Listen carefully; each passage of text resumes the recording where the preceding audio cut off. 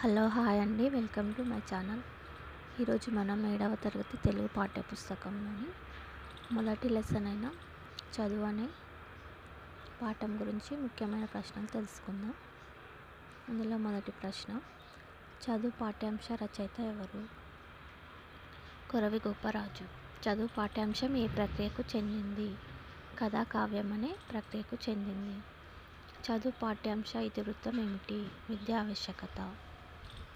సింహాసన ద్వాంత్రాక్షిక అనే రచన కింది కవులలో ఎవరిది? కొరవి గోపరాజుది. నెక్స్ట్ క్వశ్చన్, తత్సాంగత్యం అనగా అర్థం ఏమిటి? మంచివారితో స్నేహం. ధర అనే పదం పర్యాయపదం కానిదేది? కొమ్మి. కమలాకారం అనే ప్రత్యుత్పత్తికి అర్థం ఏమిటి? జలాశయం. కథా కావ్యంలో ఈ క్రింది లక్షణం ప్రధానం? వస్తువు. చదువు పాఠంలోని కమలాకారుని కథ సింహాసన ద్వాత్రాంశిక ఏ ఆశ్వాసం నుండి తీసుకొనబడినది? చతుర్థి ఆశ్వాసం నుండి. చదువు పాఠంలోని కమలాకారుని కథను బాజరాజుకు ఏ సాలబంజిక చెప్పింది? 9వ సాలబంజిక చెప్పింది. నెక్స్ట్ క్వశ్చన్,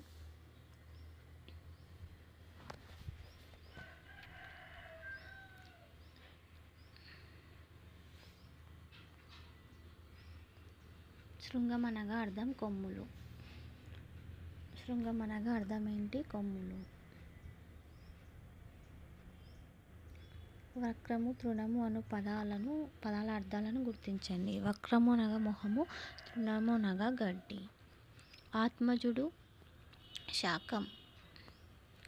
ఆత్మజుడు శాకం వరుస పదాల పర్యాయ పదాలు కాని వాటిని గుర్తించండి. కుమారుడు దుఃఖం. మిగతావన్నీ కరెక్టే. కన్నులు లేనివాడు అంధుడు కాడు, విద్యాహీనుడు అంధుడు అని చెప్పిన వారు క్షమేంద్రుడు. కింద ఒక పోయం ఇక్కడ పోయం ఇచ్చి పోయం చదువు గొప్పతనం తెలిపే పద్యం రాసిన గొప్ప కవి ఎవరు? చదువు గురించి పద్యం రాసిన కవి పోతన. నెక్స్ట్ లెసన్, నాయనమ్మ. నాయనమ్మ పాఠ్యాంశ ఇతివృత్తం ఏమిటి? వృద్ధుల పట్ల వైఖరి. నాయనమ్మ పాఠ్యాంశం ఏ ప్రక్రియకు చెందింది? కథానిక ప్రక్రియకు. పూర్తి అర్థాన్ని తెలిపే క్రియలను ఏమంటారు? సమాపక్రియలు అంటారు. అంబరం అను పదం అర్థం వస్త్రం. ఒరులు పద అర్థాన్ని గుర్తించండి. ఒరులు అనగా ఇతరులు. ఈ క్రింది వాటిలో ఏది ఏనుగు అనే పదంకి పర్యాయపదం కానిది? శంభం. ఈ క్రింది వాటిలో కథానిక లక్షణం కాని దానిని గుర్తించండి. రమణీయత. అందరితో కలిసి ఆడుకో అనే పదంలో దాగి ఉన్న విభక్తి ప్రత్యయాన్ని గుర్తించండి. తో తృతీయ. తో అంటే తృతీయ. చెతంతుం చెడతుం. శేఖర్ కోసం రవి ఎదురు చూశాడు అనే వాక్యంలో ఏ విభక్తి ప్రత్యయం అయితే సరిగా ఒదిగిపోతుంది? చతుర్థి. కోసం కొరకు కై కోసం చతుర్థి. ఈ క్రింది వాక్యంలో అసమాపక సమాపక క్రియలు వరుసగా లేవ గుర్తించండి అంట. మధు మైదానంలో పరిగెత్తుతున్నాడు. ఆన్సర్, అమ్మ నన్ను దగ్గరకు తీసుకొని కన్నీళ్లు తుడిచింది అనే వాక్యంలో ముందుగా ఏ క్రియ వచ్చింది? అసమాపక క్రియ వచ్చింది. ఈ క్రింది పదాలలో ఏ పదం అంగడి అనే పదం యొక్క పర్యాయపదంగా చెప్పబడదు? చెప్పబడదు అంట, అంటే ఆపోజిట్ కానిది. అంగడికి ఆపోజిట్ పదం అంటే చెప్పబడదు కానిది. విరించి. దుకాణం, విపణి, మడిగే. అంగడికి సమానార్థక పదాలు పర్యాయపదం. విరించి కాదు. ఈ క్రింది పదాలలో ఏ పదం కుందేలు అనే పదంకి పర్యాయపదంగా చెప్పబడదు? బడదు. శరీరం. శశం, శరభం, చెవుల పెళ్ళి కుందేలుకు పర్యాయపదాలు. శశిరం కాదు. ఈ క్రింది పదాలలో ఏ పదం కంఠీరవం అనే పదంకి నానార్థక పదంగా రానిది గుర్తించండి. రానిది, కానిది ఇవే వస్తున్నాయండి. పావురం, సింహం, మదగజం, కంఠీవరం పర్యాయపదాలు. పులి కాదు, నానార్థకం కాదు పులి. ఈ క్రింది పదాల్లో ఏ పదం కేసరి అనే పదంకి నానార్థకం పదంగా రానిది కానిది ఇవే వస్తున్నాయి అన్నీ గుర్తించండి.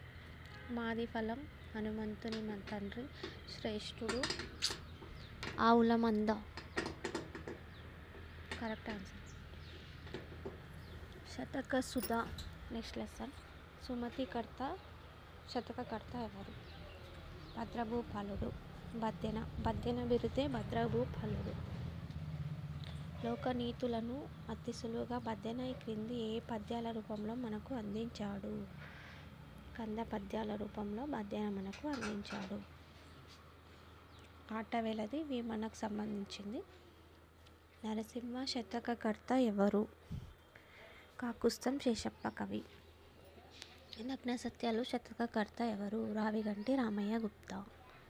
శ్రీ శ్రీనివాస బొమ్మల శతకకర్త ఎవరు? ఆడేపు చంద్రమౌళి. శ్రీ యాదగిరి లక్ష్మీ నరసింహ శతకకర్త ఎవరు? దూపాటి సంపత్ కుమారాచార్య. ఈ క్రింది వారిలో ఏ కవి గారు కవిరత్న బిరుదుతో సత్కరించబడ్డారు? రావిగంటి రామయ్య గుప్తా. ఇది ఇంపార్టెంట్ బిట్టు.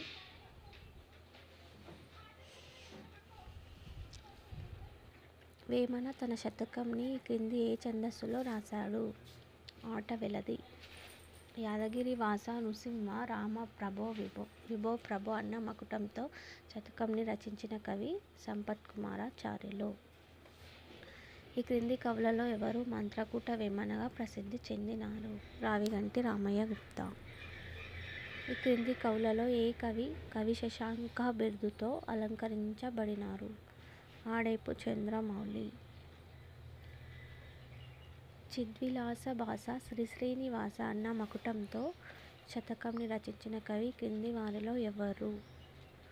రావిగంటి రామయ్య గుప్తా. ఎవరు? రావిగంటి రామయ్య గుప్తా. దుష్ట సంహార నరసింహ దురిత దూర అనే మకుటంతో శతకంను రచించిన గొప్ప కవి ఎవరు? కాకుస్తం శేషప్ప కవి. కాకుస్తం శేషప్ప కవి గారి రచన కాని దానిని గుర్తించండి. రామాయణ రమణీయం. ధర్మపురి రామాయణం, కేసరి శతకం, నరహరి శతకం అతనివి. క్రింది వాటిలా రావిగంటి రామయ్య గుప్తా గారి రచన కాని దానిని గుర్తించండి. వేములవాడ రాజేశ్వర శతకం.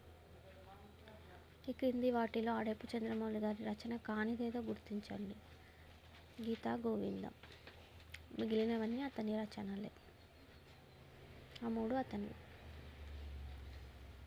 గీతా గోవిందం కాదు. జిహ్వ కపటం పదాల వరుస అర్థాలను గుర్తించండి. జిహ్వ అనగా నాలుక, కపటం అనగా మోసం. Next question.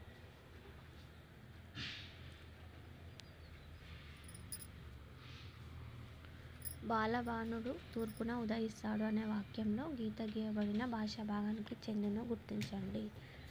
మొదటిది రెండవది రెండు విశేషణాలే. ఈ శ్రీధనము అను పదంతో నానార్థాలు పదాలుగా రాని పదాలు క్రింది వాటిలో ఏవో గుర్తించండి. సాలెపురుగు, ఆవుల మంద. ఎర్రటి సూర్యుడు పచ్చటి భూమాతను శరవేగంగా మింగేస్తున్నాడా అన్నట్లున్నది ఆ వేసవికాలం అని ఈ సుందరమైన వాక్యంలో నామ విశేషణంను గుర్తించండి. ఎర్రటి, పచ్చటి. Next lesson. అమ్మ జ్ఞాపకాలు. అమ్మ జ్ఞాపకాలు పాఠ్యాంశ రచయిత ఎవరు? టి. కృష్ణమూర్తి యాదవ్. అమ్మ జ్ఞాపకాలు పాఠ్యాంశ ఏం ప్రక్రియకు చెందింది? వచన కవిత. టి. కృష్ణమూర్తి యాదవ్ గారి తొలి కవితా సంపుటి తొక్కుడు బండ. Important bit. ఒత్తు అనగా అర్థం ఊ. కంఠీరవం అనగా సింహం.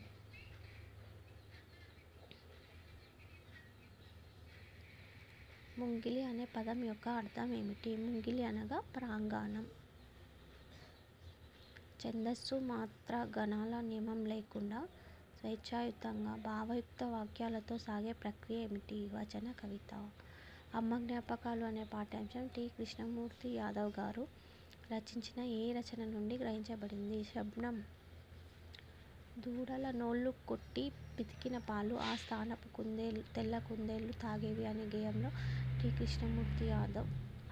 తెల్ల కుందేళ్లు అనగా దొరల బిడ్డలు. కంచు మోగినట్లు కనకమ్మ మోగిన అనే పదంలో గీత గీసిన పదం యొక్క పర్యాయపదం కాని దానిని కంచు అనగా బంగారం, రజతం అనగా వెండి. మిగిలినవన్నీ బంగారానికి పర్యాయపదాలు. కంచం, కాంస్యం బంగారానికి, రజతం వెండి. మా అమ్మ మొహం సంతోషంతో వెలిగిపోతుంది అనే వాక్యంలో గీత గీసిన పదాల వికృతులను గుర్తించింది. మొహం అంటే మొగము, సంతోషం అంటే సంతాసం. మేనలుడు అనే పదంలో ఏ సంధికి చెందిన గుర్తించింది. అత్వసంధి. బొమ్మనిచ్చెను అనే పదం విడదీసి రాయగా ఈ క్రింది వాటిలో ఏమి వచ్చును? బొమ్మను ప్లస్ ఇచ్చెను. ఉత్తునకు అచ్చుపరమైతే సంధి నిత్యంగా జరుగును. నిత్యం. ఈ క్రింది వాటిలో ఉత్వసంధికి ఉదాహరణగా చెప్పబడని దానిని గుర్తించండి. మనిషి అన్నవాడు. Next question. కుల్యాలో పిల్లలు కాగితపు పడవలు వేసి ఆడుకుంటున్నారు. ఈ వాక్యంలో కుల్య అనగా కాలువ. క్రింది వాటిలో సన్యాసి అనే పదం యొక్క పర్యాయపదం. వితరణశీలి. ఉత్వసంధిలో సంధి జరిగేటప్పుడు పూర్వపదంలోని చివరి అచ్చు, పరపదంలోని మొదటి అచ్చులలో ఏ అచ్చులలో లోపిస్తుంది అంటే పూర్వపదంలోని చివరి అచ్చు లోపిస్తుంది. కుందేలు ఉపాయంతో తనకు నచ్చిన అపాయాన్ని జయించింది. ఈ వాక్యంలో కుందేలు స్థానంలో ఏ పదంని ఉంచితే వాక్య అర్థం మారిపోతుంది? తురంగం. అంగడి, కంఠీరవం, కులం అనే పదాల వరుస నానార్థాలు కాని వాటిని క్రింది పదాల్లో గుర్తించండి. మడిగే, తురంగం, ఇల్లు. అంగడి అంటే మడిగే, కంఠీరవం అంటే తురంగం కాదు, కులం అంటే ఇల్లు కాదు.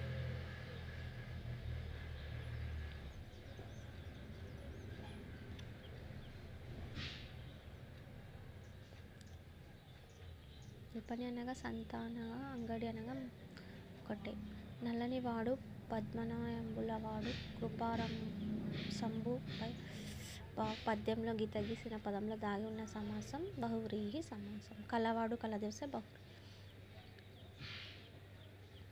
పద్యం ఏదో గుర్తించి. స్కందం. 8వ స్కందం 96వ పద్యం.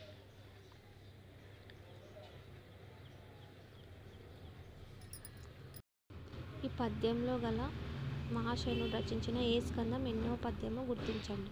స్కందం 9 648వ పద్యం. కందలి, గొందు, చెడి అనే తెలంగాణ పదాలకు వరుస అర్థాలను గుర్తించండి. లొంతలు, జిగురు, కంచె. కందిలి అనగా లొంతలు, గొందు అనగా జిగురు, చెడి అనగా కంచె. నెక్స్ట్ లెసన్ పల్లె అందాలు. పల్లె అందాలు పాఠ్యాంశకర్త ఎవరు? అచ్చి వెంకటాచార్యులు. పల్లె అందాలు పాఠ్యాంశం ఏ ప్రక్రియకు చెందింది? కావ్యం అనే ప్రక్రియకు చెందింది. కవి శిఖామణి అనే బిరుదు గల కవి అచ్చి వెంకటాచార్యులు. ఇత్తు అనగా ఈ. రానిది ప్లస్ అని అనే పదంని కలిసి రాయగా ఏమి వచ్చును? రానిదని వచ్చును, రానిది అని వచ్చును. 1 మరియు 2. వ్యాఖ్యాన చక్రవర్తి అనే బిరుదు మల్లినాథసూరికి కలదు. Next question. కవికుల గురువుగా వ్యాఖ్యానించబడిన వారెవరు? కాళిదాసు. పల్లె అందాలు పాఠ్యాంశం అచ్చి వెంకటాచార్యులు గారు రచించిన క్రింది రచన నుండి మా ఊరు అనే రచన నుండి గ్రహించారు. క్రింది రచనలలో అచ్చి వెంకటాచార్యులు గారి రచన కానిది వేడిగాలి. ఈ క్రింది రచనలో ఏది అచ్చి వెంకటాచార్యులు గారు రచించిన ఏకశ్వాస ప్రబంధం అంటే మా ఊరు. మా తాటకాలు లలిత పద్మకరాలు అనేది సీస పద్యం నుండి తీసుకొనబడింది. మారేడు నల్ల నేరేడు మామిడి రేగులు జామ నిమ్మలం అనే పద్యం యతిస్థానం 10వ అక్షరం. తకాటంలో రకరకాల చేపలున్నాయి. అసమార్థక పదం ఏది అంటే సాంద్రం. శ్రీ అనే పదం యొక్క నానార్థకం అమృతం. తెర మీద రారా తేనె పట్టు తేరా అనే గేయంలో రథం అర్థం అంటే రథం. తేరు అనగా రథం. ఈ క్రింది వాటిలో ఏ మొదలు కాని దానిని గుర్తించండి. ఆట. ఏ మధ్యలో ఎందు ఎత్తునకు అచ్చుపరమైతే సంధి వైకల్యంగా వస్తుంది. ఆన్సర్ వైకల్పికం. ఒక్కసారి సంధి జరిగి ఇంకోసారి సంధి జరగకపోవడాన్ని వ్యాకరణ భాషలో వికల్పకము అంటారు. ఈ క్రింది వాటిలో సరికాని జతను గుర్తించండి. ఏమి అది అంటే ఉత్వసంధి. ఇదొక్కటే కరెక్ట్, ఇదొక్కటే రాంగ్, మిగతావన్నీ కరెక్ట్. ఉత్వసంధి కరెక్ట్, ఇత్వసంధి కరెక్ట్, ఉత్వమనం కరెక్ట్. మల్లనాథ సూర్య వ్యాఖ్యానం చేసిన రచనలు సంబంధించి సరైన దాన్ని ఎంచుకోండి. మ్యాచింగ్. కిరాతార్జునీయమనగా శిశుపాలది, శృంగార నిషేధం, కాళిదాసు నాటకం. కాళిదాసు నాటకాలు వచ్చేసి సంజీవని, శృంగార నిషేధం వచ్చేసి జీవాతువు, శిశుపాల వధి వచ్చేసి సర్వంకష, కిరాతార్జునీయం వచ్చేసి ఘంటాపదం. 1342 రైట్ ఆన్సర్. ఈ క్రింది వాటిలో ఉత్వసంధి చెందిన ఉదాహరణ కాని దానిని గుర్తించండి. ఉదాహరణ కానిది చెప్పినది ఏమి, చెప్పినది ప్లస్ ఏమి రాంగ్. దరస్తు, కపాయం, సొక్కం అనే తెలంగాణ పదాలకు అర్థాలు. బాగుచేయు, పొదుపు, మంచి. దరస్తు అనగా బాగుచేయు. నెక్స్ట్ లెసన్ ప్రేరణ. ప్రేరణ పాఠ్యాంశ రచయిత ఎవరు? ఏపీజే అబ్దుల్ కలాం. ప్రేరణ అనే ప్రస్తుత పాఠ్యాంశం ఏ ప్రక్రియకు చెందింది? ఆత్మకథ అనే ప్రక్రియకు చెందింది. ఆకాశం అనే పదం పర్యాయ పదం గుర్తించండి. నింగి. పక్షి అనే పదం యొక్క వికృతి పదం పక్కి. కళలు మొత్తం 64. అర్ఘ్యం అనగా అర్థం సూర్యునికి సమర్పించే నీళ్ళు. క్రింది ఏ ప్రక్రియలో సమకాలీన విశేషాలు ప్రతిబింబిస్తాయి? స్వీయ చరిత్ర. ఈ క్రింది ఏ ప్రక్రియ ఉత్తమ పురుష కథనంలో సాగుతుందో గుర్తించండి. ఆత్మకథ. ఒక విజేత ఆత్మకథ అనేది ఎవరి ఆత్మకథ? ఏపీజే అబ్దుల్ కలాం. ఆహారం, కోరిక, పక్షులు. ఆహారం కొరకు పక్షులు బయలుదేరాలి అనే వాక్యంలో దాగి ఉన్న విభక్తి ప్రత్యయం ఏదో గుర్తించండి. చతుర్థి. కొరకు, కోసం వస్తే ఏంది? చతుర్థి. క్రింది వాటిలో సరికాని జతను గుర్తించండి. నాకిప్పటికీ. సరికాని జత 3 కరెక్టే, నాకిప్పటికీ రాంగ్. ఈ క్రింది వాక్యాలు వాటిలో దాగిన విభక్తి పేరు ఇవ్వడం జరిగింది. మ్యాచింగ్ అంటే 2 కరెక్టా కాదో చూడాలి. చెరువులకు తామరలు అందాన్ని ఇస్తాయి. షష్ఠి విభక్తి.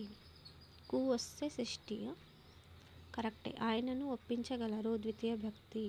నువ్వు కూడా ద్వితీయ భక్తి కరెక్టే.